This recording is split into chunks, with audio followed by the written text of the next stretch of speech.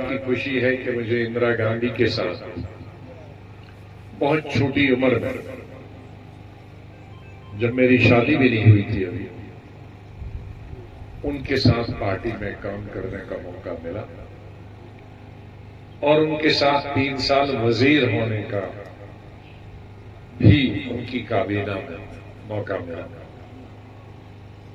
इन हालात को देखते हुए मैंने कहा अल्लाह के पास जाने का वक्त आ गया, उम्र जब बढ़ती है उससे जाने से पहले अपने घर को देखो। बहुत जिंदगी दी हमने हिंदुस्तान।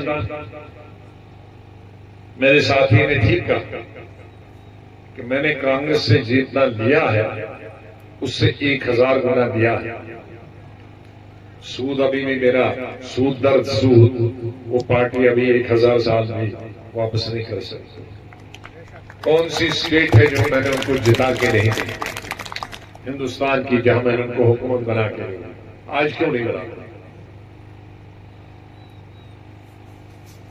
क्योंकि मैं 2-2 साल वहीं रहता था। मैं खेतों में टॉयलेट करता था मिनिस्टर होकर। मैं पंचों सरपंचों के घर रहता था आंध्रा कर्नाटक,